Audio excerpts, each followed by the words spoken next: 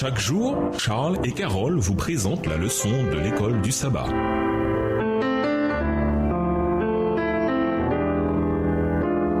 Bienvenue dans votre émission Dieu nous parle. Nous voilà la leçon de jeudi. Le scepticisme se propage. Lisons Apocalypse 12. Que nous enseigne ce chapitre sur la propagation de la rébellion du ciel sur la terre? Apocalypse chapitre 12. Un grand signe parut dans le ciel, une femme enveloppée du soleil, la lune sous ses pieds et une couronne de 12 étoiles sur sa tête. Elle était enceinte et elle criait, étant en travail et dans les douleurs de l'enfantement. Un autre signe parut encore dans le ciel et voici c'était un grand dragon rouge ayant 7 têtes et 10 cornes, et sur ses têtes 7 diadèmes. Sa queue entraînait le tiers des étoiles du ciel et les jetait sur la terre. Le dragon se tint devant la femme qui allait enfanter, afin de dévorer son enfant lorsqu'elle l'aurait enfanté. Elle enfanta un fils qui doit paître toutes les nations avec une verge de fer, et son enfant fut enlevé vers Dieu et vers son trône. Verset 6. Et la femme s'enfuit dans le désert où elle avait un lieu préparé par Dieu, afin qu'elle y fût nourrie pendant 1260 jours. Et il y eut guerre dans le ciel. Michel et ses anges combattirent contre le dragon, et le dragon et ses anges combattirent. Mais ils ne furent pas les plus forts, et leur place ne fut plus trouvée dans le ciel. Et il fut précipité le grand dragon, le serpent ancien, appelé le diable et Satan, celui qui séduit toute la terre. Il fut précipité sur la terre, et ses anges furent précipités avec lui. Et j'entendis dans le ciel une voix forte qui disait: Maintenant le salut est arrivé, et la puissance et le règne de notre Dieu, et l'autorité de son Christ, car il a été précipité, l'accusateur de nos frères, celui qui les accusait devant notre Dieu jour et nuit. Verset 11. Ils l'ont vaincu à cause du sang de l'agneau et à cause de la parole de leur témoignage. Et ils n'ont pas aimé leur vie jusqu'à craindre la mort. C'est pourquoi réjouissez-vous, cieux, et vous qui habitez dans les cieux. Malheur à la terre et à la mer, car le diable est descendu vers vous, animé d'une grande colère, sachant qu'il a peu de temps. Quand le dragon vit qu'il avait été précipité sur la terre, il poursuivit la femme qui avait enfanté l'enfant mâle. Et les 2 ailes du grand aigle furent données à la femme, afin qu'elle s'envolât au désert vers son lieu, où elle est nourrie un temps, des temps et la moitié d'un temps, loin de la face du serpent. Et de sa bouche le serpent lança de l'eau comme un fleuve derrière la femme, afin de l'entraîner par le fleuve.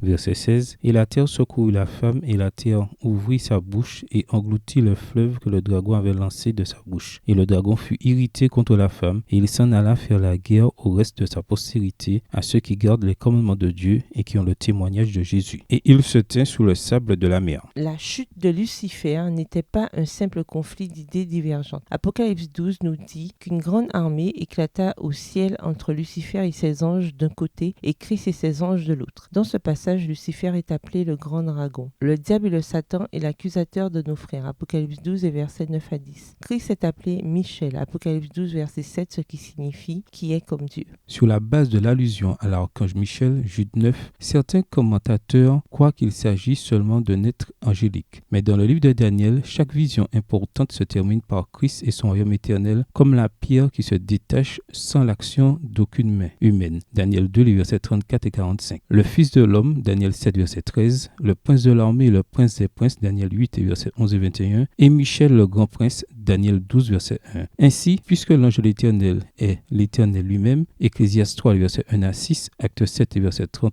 à 33, Michel doit être la même personne divine, c'est-à-dire Christ lui-même. Apocalypse 12 donne une vue d'ensemble de cette controverse qui, premièrement, a commencé au ciel avec la rébellion de Lucifer et un tiers des anges. Deuxièmement, a abouti à la victoire décisive de Christ à la croix. Et troisièmement, continue encore aujourd'hui contre le peuple de Dieu en cette fin des temps. Et Ellen White explique dans une réflexion sur le début de ce conflit que, dans sa grande miséricorde, Dieu supporta longtemps Lucifer. Il ne lui destina pas de sa haute position dès les premières manifestations de son mécontentement, ni même lorsqu'il commença à propager ses idées parmi les anges fidèles. Le pardon lui fut offert à plusieurs reprises, à condition qu'il se repente et se soumette. Extrait du livre La tragédie des siècles, chapitre 29, page 436, livre écrit par Ellen G. White. Nous ignorons combien de temps cette guerre a duré dans les lieux célestes. Mais quelle que fût son intensité ou sa durée, l'aspect le plus important de toute cette lutte est que Satan et ses anges furent vaincus. Apocalypse 12, verset 8, dans la version Bible en français courant, et il ne se trouva plus de place pour eux dans le ciel. Apocalypse 12, verset 8, et également Luc 10, verset 18. Bien entendu, le problème qui s'est posé, c'est qu'ils sont venus ici, sur terre. De quelle manière voyons-nous la réalité de ce combat sur terre? quel est notre seul espoir pour vaincre notre ennemi dans cette bataille. Au revoir. Et à demain si Dieu veut.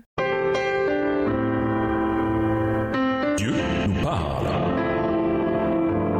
Chaque jour, Charles et Carole vous présentent la leçon de l'école du sabbat.